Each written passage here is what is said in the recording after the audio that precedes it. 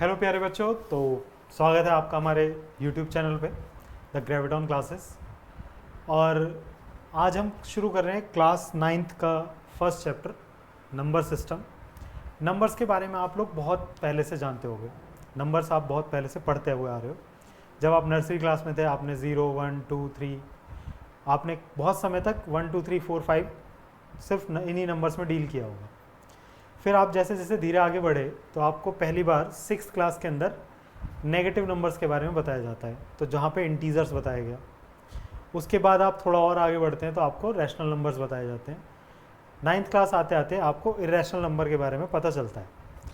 तो उसी सिस्टम के तहत हम देखते हैं जो नंबर सिस्टम है, तो इस नंबर सिस्टम के अंदर जो नंबर्स हैं उनका क्लासिफिकेशन किस तरीके से होगा। तो सबसे पहले हम समझेंगे कि क्लासिफिकेशन ऑफ नंबर्स। तो अभी हमें जो पढ़ना है, हमें पढ़ना है इस बार रियल नंबर्स से हम शुरू करेंगे। Real numbers. तो अभी तक आपने जितने भी नंबर्स पढ़े हैं वो सब कैसे हैं? रियल। रियल मतलब वास्तविक होता है, हकीकत। तो जितने भी नंबर्स हम आप पढ़ेंगे या पढ़ रहे थे अब तक, वो सब सिग्निफिकेंस रखते हैं, उसका कुछ ना कुछ अस्तित्व है, एग्जिस्टेंस है उन नंबर्स का। ठीक। तो सबसे पहली बात मन में ये आता है कि नंबर्स होते क्या है। What are the numbers? Numbers क्या है? तो नंबर्स एक मैथमेटिकल टूल है which is use to be count. हम काउंट करने के लिए सबसे पहले जो हमने यूज करा उनको हम नंबर्स कहते हैं, है ना। जैसे घर के अंदर 4 चेयर हैं, या फिर आपके पास कितनी बुक्स हैं या कितनी कॉपीज हैं, ठीक है, तो उनको हम कहते हैं नंबर्स। क्या होते हैं? Mathematical tools. Mathematical tools which are used to count। लेकिन जब हमने चीज़ों को आधा करना शुरू करा, कंप्लीट एक नंबर होता है आधा, तो उस तरीके से क्लासिफिकेशन ऑफ नंबर्स हमारे सामने आता है। जैसे रियल नंबर्स, तो जितने भी नंबर्स अभी तक हमने पढ़े हैं वो सब रियल है, वो सब रियल है। अब रियल लिखा है तो मन में एक ये भी ख्याल आता है कि क्या कुछ इमेजिनरी नंबर भी होता है? तो हाँ, इमेजिनरी नंबर होता है, लेकिन उसे हमें अभी नहीं पढ़ना है। इमेजिनरी नंबर्स भी होते हैं, है ना। मेनली 2 तरीके के नंबर है, रियल या इमेजिनरी। रियल आप समझ रहे हो कि वास्तविक होगा, यानी कि एग्जिस्टेंस होगा उसका। इमेजिनरी का एग्जिस्टेंस उस तरीके से नहीं है, लेकिन आप मैथमेटिक्स के अंदर पढ़ते हैं इनको। Imaginary numbers and real numbers. अब रियल नंबर्स के मेनली 2 पार्ट्स हैं। रियल नंबर को हम कैपिटल आर से डिनोट करते हैं, हमेशा ध्यान रखेंगे, कैपिटल आर से डिनोट करते हैं रियल नंबर्स को। फिर रियल नंबर्स के 2 पार्ट हैं। वो 2 पार्ट क्या क्या हैं? एक पार्ट है रैशनल नंबर, जिसको आपने 8th क्लास में पढ़ा होगा, और एक है irrational number. Irrational number. Rational number को हम क्यू से डिनोट करते हैं और इरेशनल नंबर को Q dash. Rational number Q, Q dash नहीं होगा ये, है ना। रैशनल नंबर को हम क्यू से डिनोट करते हैं और इरेशनल नंबर को हम क्यू डैश से डिनोट करते हैं। फिर रैशनल नंबर भी 2 पार्ट में डिवाइड हो जाता है। एक होता है इंटीजर, जिसको हम z से डिनोट करते हैं, और एक होता है नॉन इंटीजर। इसका कोई खास नोटेशन नहीं है, इंटीजर। अब नॉन इंटीजर कैसे होंगे? नॉन इंटीजर जैसे 1/2, 3/4। इंटीजर्स क्या होते हैं? तो इंटीजर्स होंगे हमारे 1, 2, 3 एंड सो ऑन। और फिर पीछे की तरफ चलेंगे 0, -1, -2, -3, ठीक है, इस तरीके से होगा। तो इंटीजर में भी आपको दिखेगा कि इंटीजर में 3 पार्ट मैं अलग अलग कर सकता हूँ। इंटीजर्स के अंदर भी 3 पार्ट में अलग कर सकता हूँ। एक मैं 1 से 3 तक अगर चला जाऊँ तो इसको बोलते हैं पॉजिटिव इंटीजर्स। पॉजिटिव इंटीजर्स कहाँ से? 1, 2, 3 एंड सो ऑन, इनको बोलते हैं हम पॉजिटिव इंटीजर्स।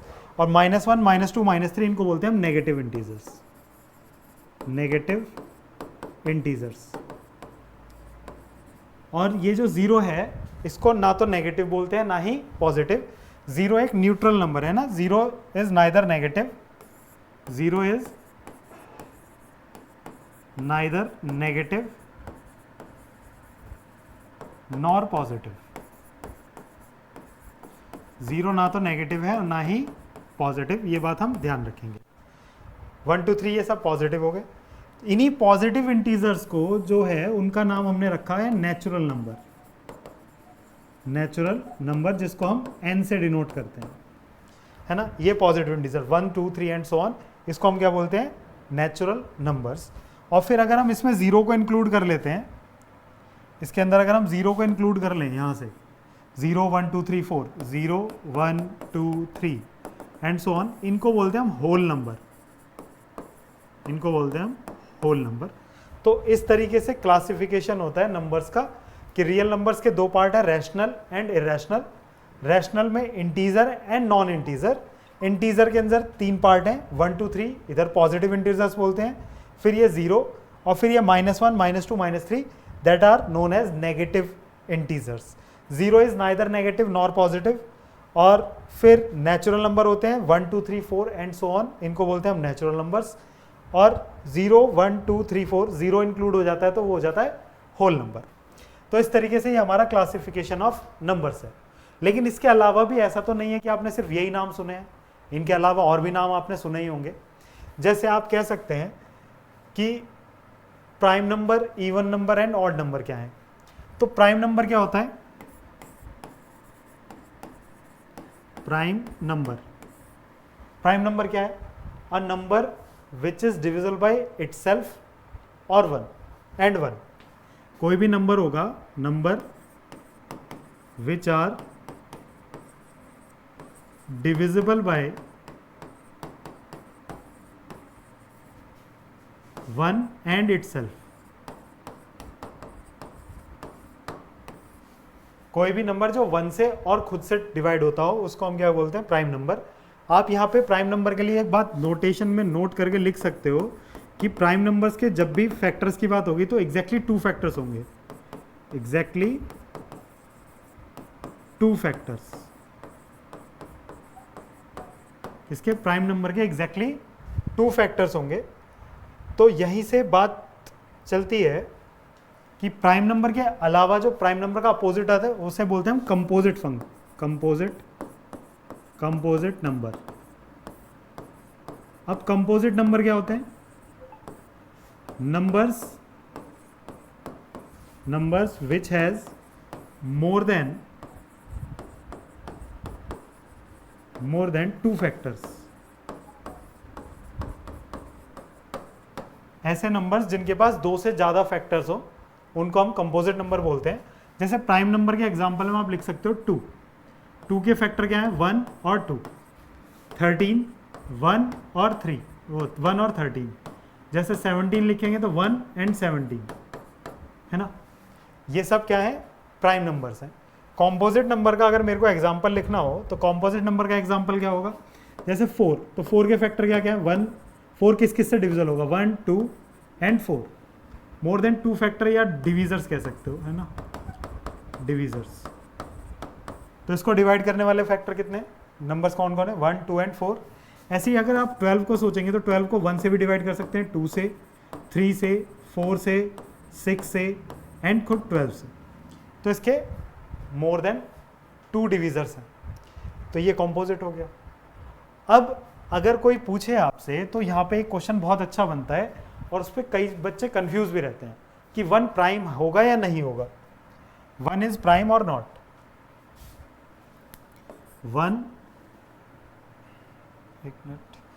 1 इज प्राइम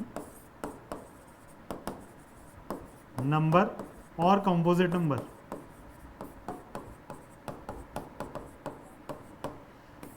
तो अगर हम 1 के बारे में सोचें तो मैंने अभी आपको बोला कि प्राइम नंबर वो नंबर होंगे जो डिविजिबल बाय 1 एंड इटसेल्फ। यानी कि जैसे 2 है तो 2 के 2 एग्जैक्टली फैक्टर्स हैं, 1 और 2। तो यहाँ पे एक बात हमने क्या रखी थी कि एग्जैक्टली 2 फैक्टर्स हमें चाहिए।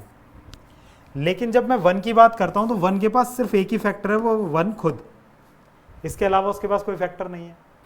कॉम्पोजिट के पास आपको क्लियर दिख रहा है कि कॉम्पोजिट के पास 2 से ज़्यादा ही फैक्टर होने चाहिए।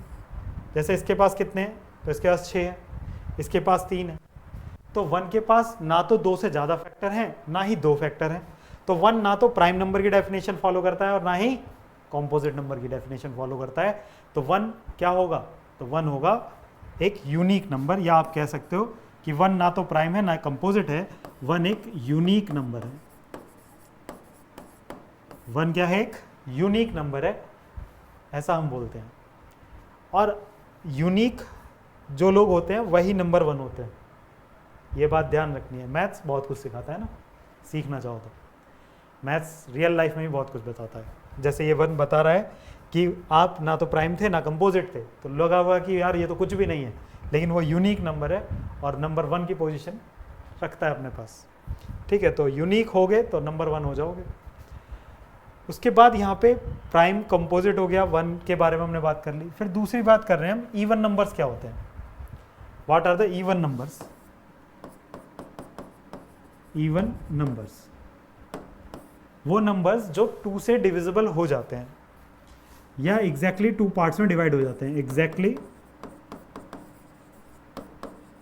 2 पार्ट्स में डिवाइड हो जाते हैं या डिविजिबल बाय 2, डिविजिबल बाय 2, उनको हम बोलते हैं इवन नंबर्स। ऑड नंबर क्या होते हैं? वो नंबर्स जो इवन नहीं है या numbers which are not divisible by 2। Odd number क्या होंगे? Number which are not divisible by 2।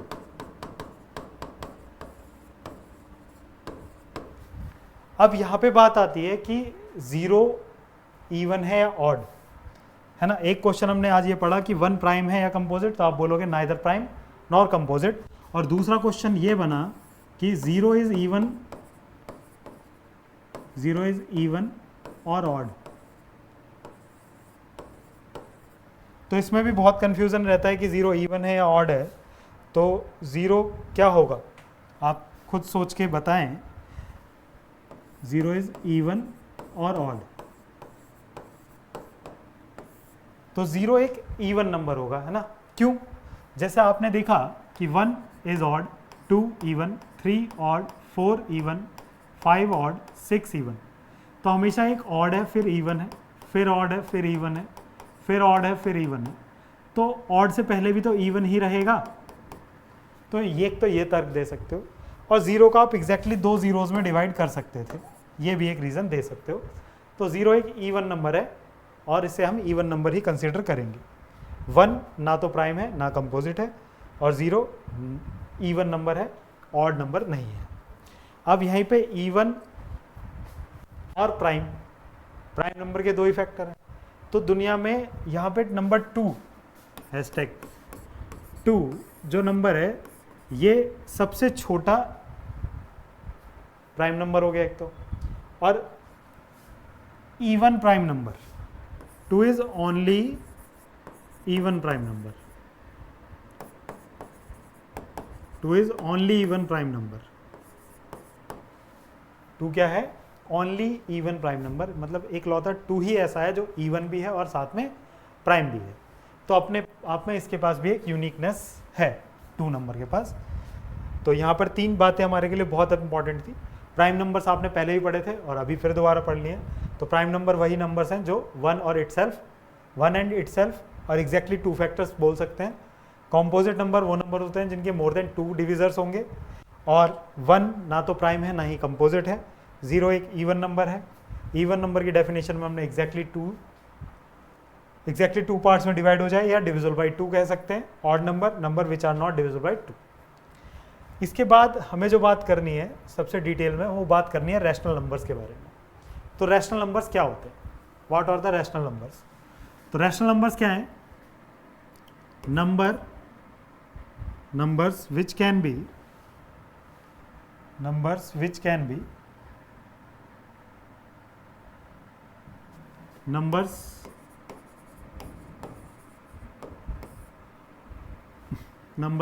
can be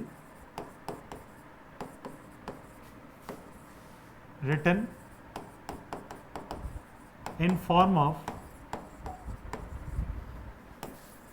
p by q, where q is not equal to 0. p and q both belongs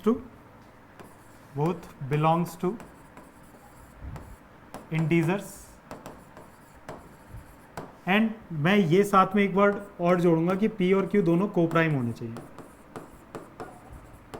P और Q दोनों कैसे होने चाहिए? Coprime होने चाहिए। Numbers which can be written in form of P by Q where Q is not equal to 0 and P and Q both are belongs to integers and P and Q both are coprime. Standard form rational number का तभी माना जाता है जब वो coprime हो। अब ये कोप्राइम क्या होता है? तो pair of two numbers, coprime क्या है ये बात भी पता कर लेते हैं। कोप्राइम अगर आपको नहीं पता है तो कोप्राइम होते हैं पेयर ऑफ टू नंबर्स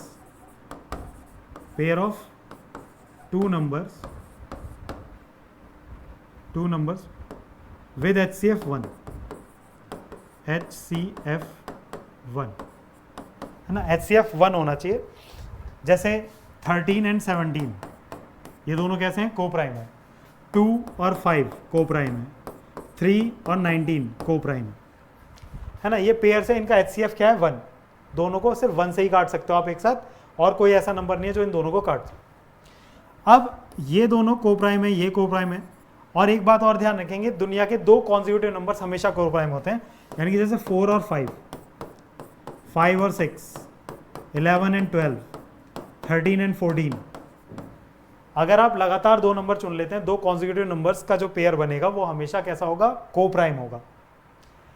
तो अब हमें पता चला कि रैशनल नंबर्स कैसे होते हैं। रैशनल नंबर वो नंबर्स होते हैं जिनको P by Q की फॉर्म में लिखा जा सकता है, जहां पर Q कभी 0 नहीं होगा, यानी कि डेनोमिनेटर 0 नहीं होना चाहिए।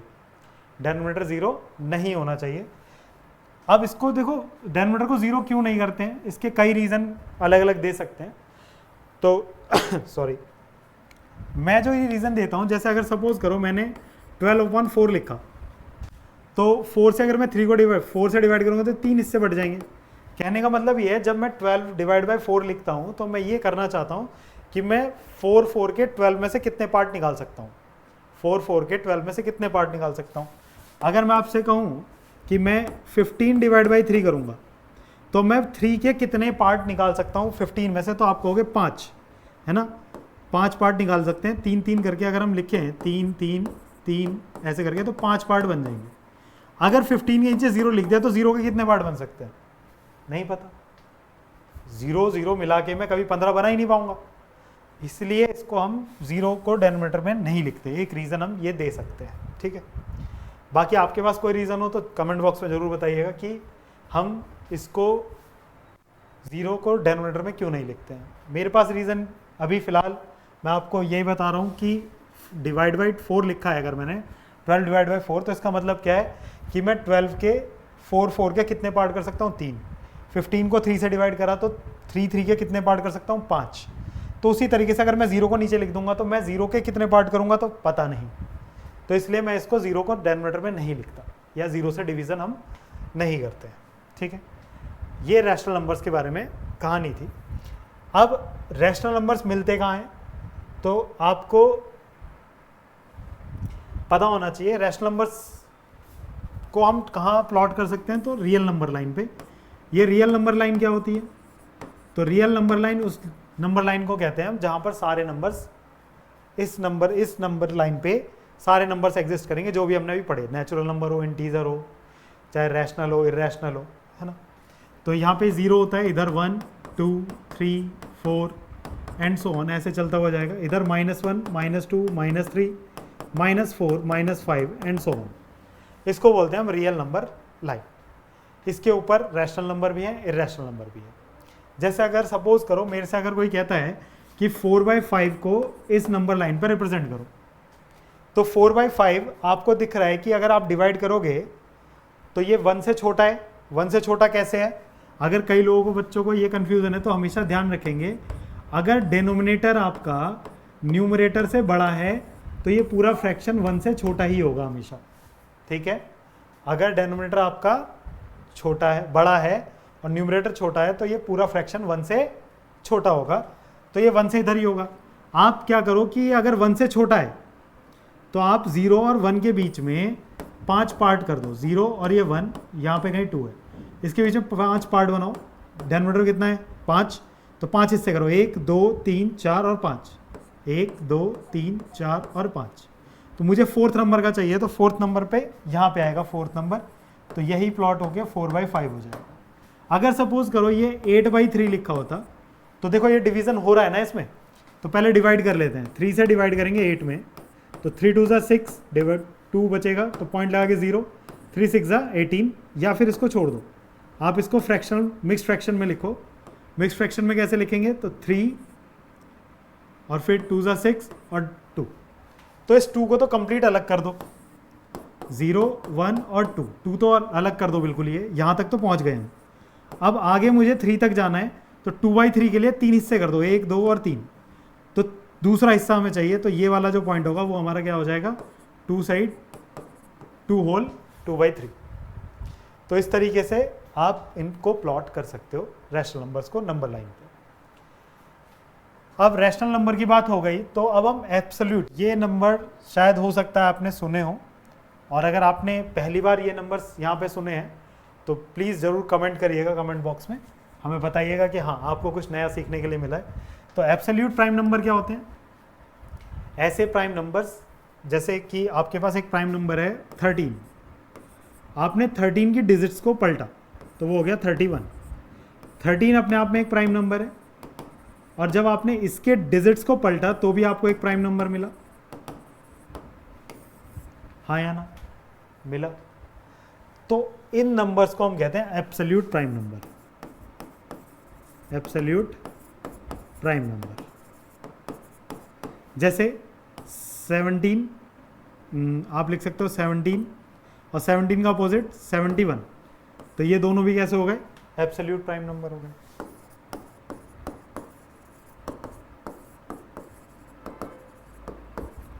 अगर आपको एब्सोल्यूट प्राइम नंबर पहले नहीं पता था तो जरूर हमें बताइएगा कि आपको ये कुछ सीखने के लिए मिला।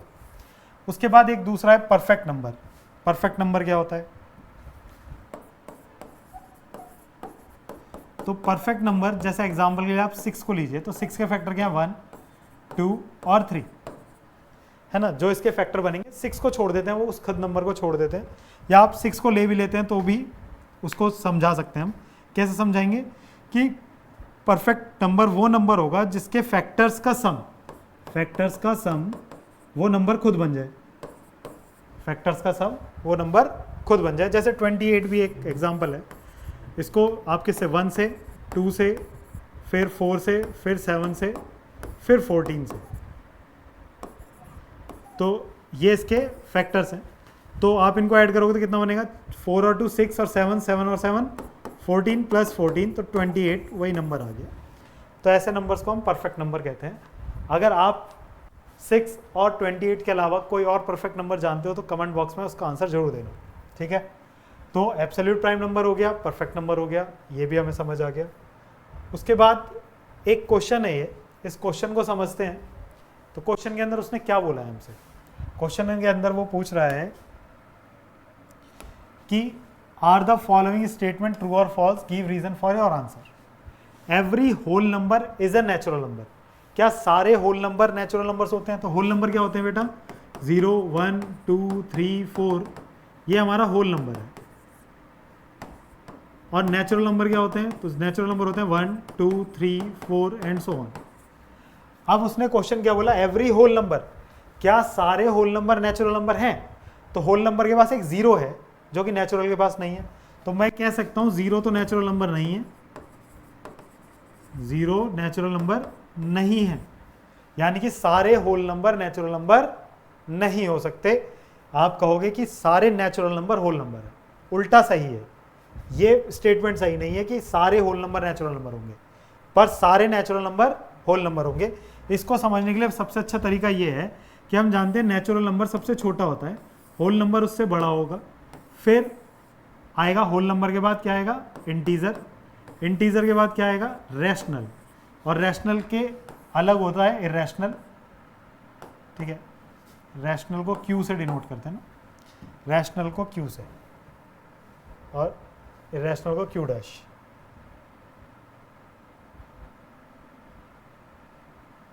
रैशनल को ये क्यू और ये क्यू डैश, ये रैशनल है। और इन सारे बॉक्स को एक साथ डाल दोगे तो ये बनता है रियल नंबर। ये क्या बनता है, रियल नंबर। तो देखो नेचुरल नंबर होल नंबर हो सकता है, लेकिन होल नंबर नेचुरल नहीं हो सकता। तो अब यहाँ देखो every integer is a rational number, सारे इंटीजर रैशनल नंबर है। हाँ, तो रैशनल नंबर इंटीजर को कवर कर ही रहा है, तो सारे रैशनल नंबर, सारे इंटीजर रैशनल नंबर हो जाएंगे। तो ये वाला स्टेटमेंट ट्रू है, ये वाला स्टेटमेंट फॉल्स है। फिर every rational number is an integer, सारे रैशनल नंबर इंटीजर हो सकते हैं? नहीं। जैसे 1/2 है, तो ये रैशनल तो है लेकिन इंटीजर नहीं है, तो इस तरीके से ये स्टेटमेंट भी फॉल्स हो जाएगा। ठीक है, तो ये पता होना चाहिए कि बाहर से अंदर ट्रू रहेगा, है ना। जैसे रैशनल और इंटीजर को कंपेयर करें तो हम कहें integer, every integer is rational, हाँ ट्रू है। एवरी रैशनल इज रियल, हाँ ट्रू है। एवरी नेचुरल इज रियल, तो हाँ ट्रू है। लेकिन एवरी रियल इज नेचुरल तो false, every real is integer तो फॉल्स। ठीक है तो इस तरीके से ये क्लासिफिकेशन ऑफ नंबर्स की बात थी और उस पर बेस्ड क्वेश्चन था।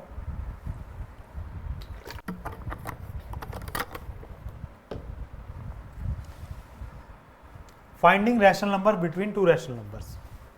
कभी कोई आपसे पूछे कि दो रैशनल नंबर के बीच में कितने रैशनल नंबर होते हैं, जैसे मैंने आपसे कहा कि 1 और 2, ये लिखा हुआ है 1 और 2, इसके बीच में कितने रैशनल नंबर है, तो आप कहोगे कितने हो सकते हैं, तो इनफाइनाइट। कितने हो सकते हैं? इन दोनों के बीच में इनफाइनाइट रैशनल नंबर्स होंगे। इनफाइनाइट रैशनल नंबर्स, 1 और 2 के बीच में कितने नंबर्स होते हैं? इनफाइनाइट रैशनल नंबर्स होते हैं। अब लेकिन होते हैं तो हम पता कैसे करें कि कौन कौन से होंगे? तो हम बहुत सारे फाइंड कर सकते हैं। तो फाइंड करने का पहला तरीका क्या है कि अगर दो नंबर्स के बीच में हमें रैशनल नंबर निकालना है तो हम क्या कर सकते हैं? जैसे मैं आपसे अगर ऐसे ही रैंडम पूछूं कि 5 और 7 के बीच में क्या आता है, तो आप कहोगे सर 5 और 7 के बीच में तो हमें बहुत अच्छे से पता है क्या आता है, 6 आता है। 5 और 7 के बीच में क्या आता है? 6 आता है। निकालने का तरीका क्या हो सकता था कि हम सर ऐसा करेंगे कि 5 + 7 और उसको डिवाइड कर देंगे 2 से, तो हमें एक नंबर मिल जाएगा। जैसे ये 12/2, तो ये 6 आ गया। यानी कि जब भी दो नंबर्स को जोड़ के हम आधा करते हैं तो हम जस्ट उसके मिड में पहुंच जाते हैं। जैसे 1 और 2 के बीच में अगर मुझे कोई नंबर निकालना होता, 1 और 2 के बीच में कोई नंबर, तो मैं क्या करता, 1 + 2 / 2, तो ये मेरा नंबर निकल जाता पहला, जिसको मैं कह सकता हूँ 3/2। तो यहाँ पे क्या आएगा 3/2।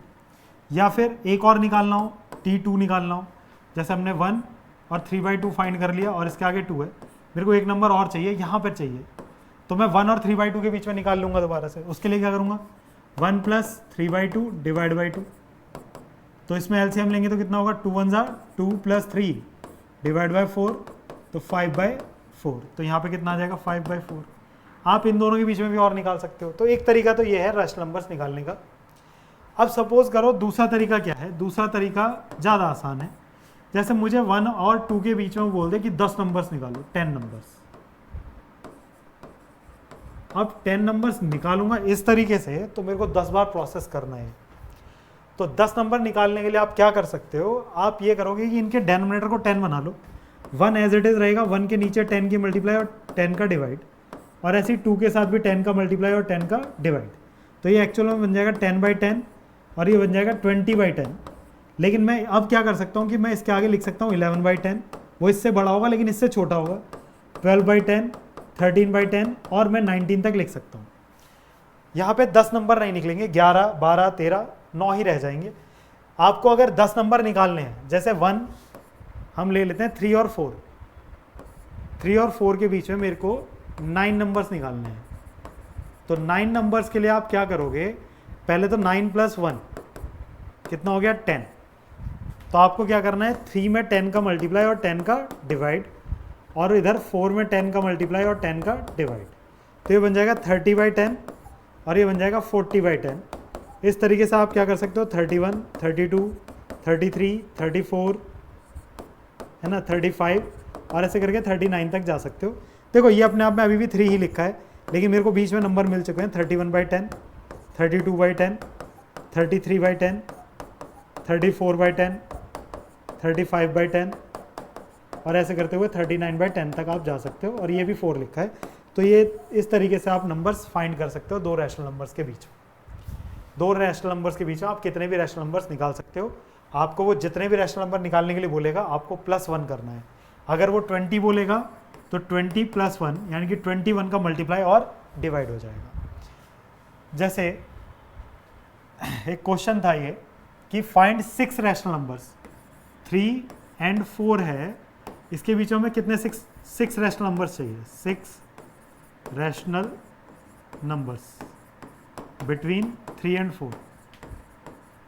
3 और 4 के बीच में हमें कितने चाहिए, 6 रैशनल नंबर। तो आप क्या करेंगे, 6 + 1 यानी कि 7, तो इनके डेनोमिनेटर को 7 बनाना है, तो डेनोमिनेटर को 7 बनाने की 7 का मल्टीप्लाई होगा और 7 का डिवाइड, और 4 में 7 की मल्टीप्लाई और 7 का डिवाइड। इनके बीच में नंबर्स हम देख लेंगे। तो हो जाएगा 21/7 और इधर हो जाएगा 28/7।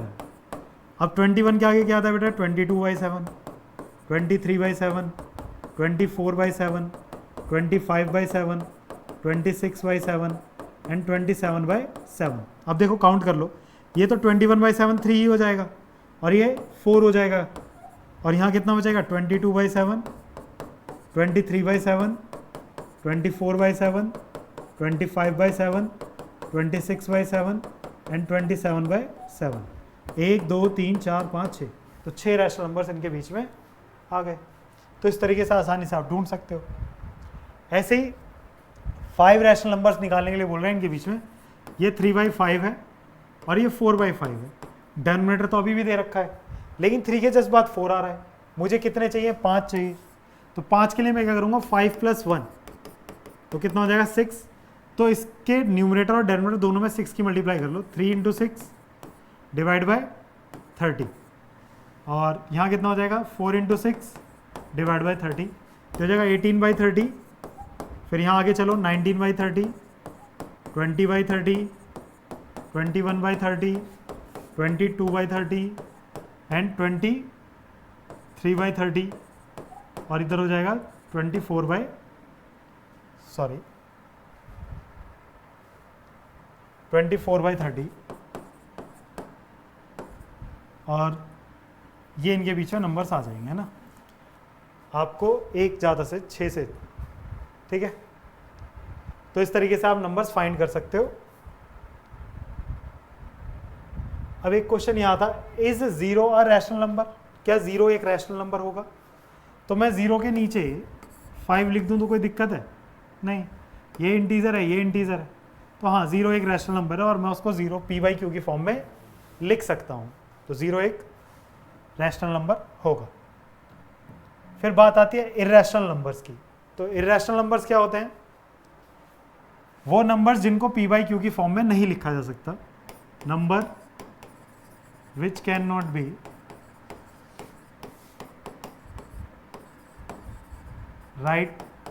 written in form of p/q where q is not equal to 0 and p and q integer, है ना। वो नंबर जिनको p/q की फॉर्म में नहीं लिखा जा सकता और q 0 नहीं होता, हम उनको इर्रेशनल नंबर बोलते हैं। अब या कह सकते हो जो नंबर रियल हैं और रैशनल नहीं है उनको इर्रेशनल। इसके एग्जांपल के तौर पे आप √2, √5, √7, √25 नहीं होगा, है ना। √25 में आप जानते हो कि स्क्वायर रूट लेने पे ये 5 हो जाएगा, 5 एक रैशनल नंबर है, तो ये अपने आप में एक रैशनल नंबर होगा। जो ऊपर लिखे हैं वो इर्रेशनल है, ये कैसे हैं, इर्रेशनल, ठीक है। फिर real number and their decimal expression. आपके पास रियल नंबर्स में 2 पार्ट थे, एक था रैशनल, एक था इर्रेशनल नंबर। एक था रैशनल और एक इर्रेशनल। इनके डेसिमल एक्सप्रेशन में अगर हम बात करें तो रैशनल नंबर का जो डेसिमल एक्सप्रेशन होगा वो कैसा होगा, तो 2 तरीके से हो सकता है, या तो टर्मिनेट हो जाता है या नॉन टर्मिनेट होगा। और इसका हमेशा ही नॉन टर्मिनेट होगा। तो फर्क कहां है, इसका नॉन टर्मिनेट होगा तो रिपीट होगा, नॉन टर्मिनेट बट रिपीटिंग, और ये non terminating and non repeating होगा। सर क्या बात कर रहे हो ये, रिपीटिंग नॉन रिपीटिंग। तो समझो क्या समझना है, समझना ये है कि अगर मैंने लिखा 10/2 तो मैं इसको 2 5 जा 10 लिख सकता हूँ, ख़त्म हो गया। या फिर मैं लिख सकता था 4/5, मैं 5 से 4 को डिवाइड करूँगा तो 5 से 4 को डिवाइड करने के लिए मेरे को पॉइंट लगाना पड़ेगा और 0 लेना पड़ेगा, तो 8 आ जाएगा तो 40 हो जाएगा। तो इसका आंसर है 0.8। यहाँ पे भी टर्मिनेट हो गया, यहाँ पे भी टर्मिनेट हो गया, रुक गया। नॉन टर्मिनेट का मतलब जैसे 1/3, मैं अगर 1 में 3 से डिवाइड करूँ तो पॉइंट लगेगा 0, 3 3 9, फिर 1 आ जाएगा, फिर 0, फिर 3, फिर 3 एंड ऐसे चलता चला जाएगा। तो इसका जो डेसिमल एक्सप्रेशन होगा 1/3 का वो लिखा जाएगा 0.3333 एंड सो ऑन। ठीक है, तो या तो टर्मिनेट होगा या नॉन टर्मिनेट होते हुए रिपीट हो जाएगा, यानी कि डेसिमल के बाद वो रिपीट होना शुरू कर देगा। लेकिन इरेशनल नंबर के अंदर नॉन टर्मिनेट नॉन रिपीटिंग होगा। जैसे आप √2 का जब एक्सप्रेशन लिखते हैं तो 1.414 एंड सो ऑन, इस तरीके से वो बनता चला जाता है, वो ख़त्म नहीं होता, ना तो टर्मिनेट होगा ना रिपीट होगा। आप कहोगे सर ये तो रिपीट कर दिया आपने, आप √2 की वैल्यू निकाल के देखेंगे, है ना, और 4-5 वैल्यूज़ तक कैसे निकालनी है। तो लॉन्ग डिवीज़न मेथड सीखा था आपने स्क्वायर रूट का, तो इसका स्क्वायर रूट निकालोगे तो वो ना तो टर्मिनेट होता है ना ही रिपीट होता है। तो ये डेसिमल एक्सप्रेशन के बारे में बात थी, रैशनल नंबर के और इरेशनल नंबर के। क्या किसी फ्रैक्शन को देखते ही ये बताया जा सकता है कि इसका डेसिमल एक्सप्रेशन टर्मिनेट होगा या नॉन टर्मिनेट होगा? हम इन डेसिमल एक्सप्रेशन को फ्रैक्शन में कैसे चेंज करते हैं, ये सब हम नेक्स्ट लेक्चर में सीखेंगे। आप अपने दोस्तों के साथ इस वीडियो को शेयर करिएगा। आज की क्लास थोड़ी छोटी थी, आने वाले टाइम में हम लोग लाइव स्ट्रीमिंग भी करेंगे। लाइव क्लासेस चलेंगी रात को 8 से 9, 9 से 10, 9th की 10th की। तो अपने दोस्तों के साथ ये वीडियो ज़रूर शेयर करें और उनको बोलें सब्सक्राइब करने के लिए।